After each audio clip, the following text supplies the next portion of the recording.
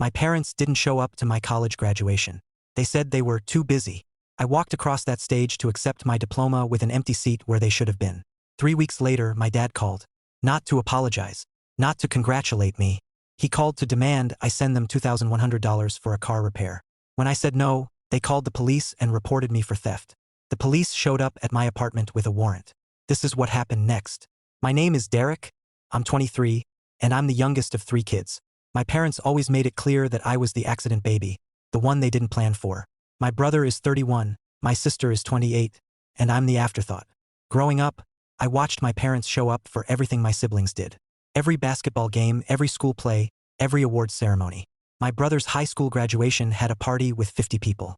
My sister's college graduation had the whole family fly out to Boston. When it was my turn, things were different. I went to a state school 2 hours away from home.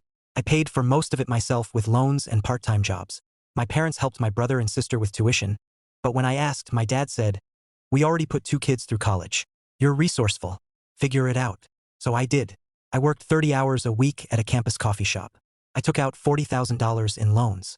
I ate ramen and peanut butter sandwiches. And I graduated in 4 years with a 3.6 GPA and a job offer lined up. I was proud. For the first time in my life, I felt like I'd accomplished something real, something that was mine. I couldn't wait for my parents to see me walk across that stage. I sent them the graduation information 3 months in advance. The date, the time, the location. I asked them to reserve the date. My mom texted back, "Got it. We'll be there." As graduation got closer, I reminded them twice. My dad said, Yeah, we know. We'll be there." The week before graduation, I called to confirm. "You're still coming, right? The ceremony starts at 10 a.m. "We know," my mom said, sounding annoyed. "We're not senile, Derek." Graduation day arrived. I woke up at 6 a.m., put on my cap and gown, and headed to the stadium.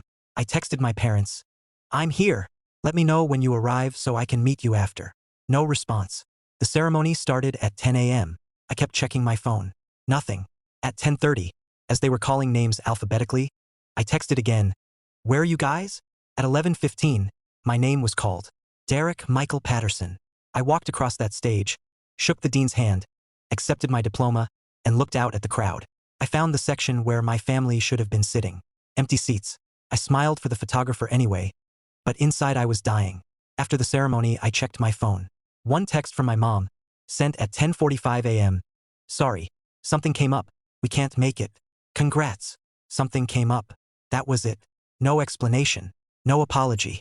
Just something came up. I called her immediately. It went to voicemail. I called my dad. Also voicemail. I stood in that parking lot in my cap and gown, watching all my classmates take photos with their families, and I was alone. My roommate's parents felt so bad for me that they took photos with me. His mom even cried and said, "We're so proud of you, honey." They weren't even my parents, and they cared more than my actual parents did. I drove home that night and cried the entire 2 hours. The next day, I called my parents again. My dad finally answered. "Hey, Derek. What's up? What's up?" I repeated. "You missed my graduation. What happened?" "Oh, yeah. Sorry about that. Your mother wasn't feeling well and we had that thing with the car, and it just didn't work out. But congrats, kid. We're proud of you. You couldn't have called? Texted? You just didn't show up. Don't be dramatic. It's just a ceremony. You still got your diploma, right? Same result." I was stunned. "Dad, you flew to Boston for Emily's graduation. You threw a party for Jake's. But mine is just a ceremony. Those were different circumstances," he said dismissively. "Look, we'll celebrate next time we see you. Okay? I gotta go." He hung up. I didn't hear from them for 3 weeks. No call. No text. No card in the mail. Nothing. Then, on a Tuesday afternoon, my dad called. "Hey, Derek, I need a favor. Not how are you. Not how's the new job. Just I need a favor." "What is it?" I asked cautiously. "My car broke down. Transmission shot. The repair is going to cost $2,100. I need you to send me the money." I was silent for a moment. "You're calling to ask me for money?" "Yeah, I'm strapped right now. Business has been slow. I need it by Friday."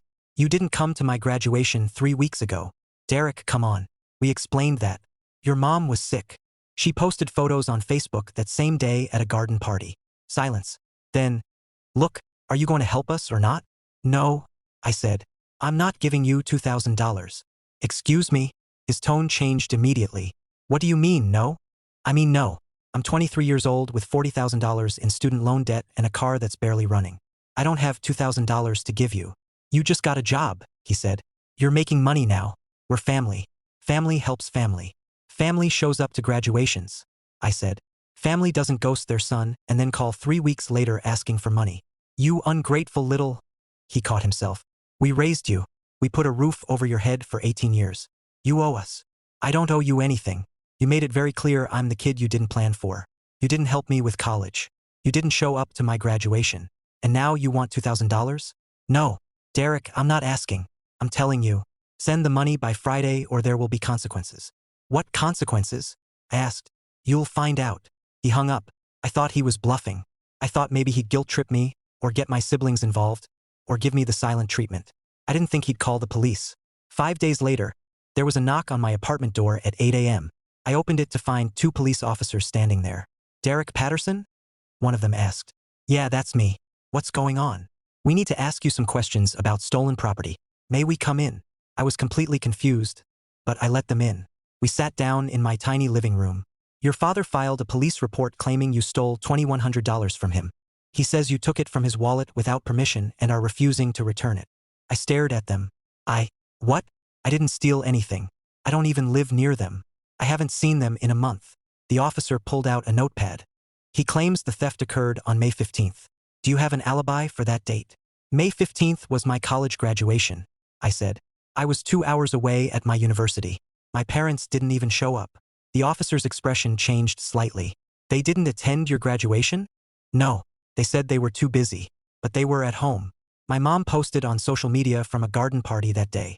I pulled out my phone and showed them the Facebook photos. My mom at a neighbor's party. Timestamped 11 a.m. on May 15th. The officers exchanged a look. So let me get this straight, the second officer said. They skipped your graduation, and now they're claiming you stole money from them that same day? I didn't steal anything, I said. My dad called me last week asking me to send him $2,100 for a car repair. I said no because I just graduated, I have massive student loans, and they didn't even come to my graduation. So now he's claiming I stole it. The first officer closed his notepad. Do you have any proof of the phone conversation? I pulled up my call log. There it was, a 20-minute call with my dad's number from the previous week. Can we listen to it? One officer asked. I didn't record it, but I can show you text messages from after. I showed them the texts. My dad, you're making a big mistake refusing to help us. Me, I can't afford to give you $2,100. Him, you'll regret this. The officer sighed. Mr. Patterson, I don't think there's any theft here. This appears to be a family financial dispute, not a criminal matter. We'll file our report accordingly. So what happened to my dad? I asked. Filing a false police report is a misdemeanor. We'll be having a conversation with him. I'm sorry you were dragged into this. They left.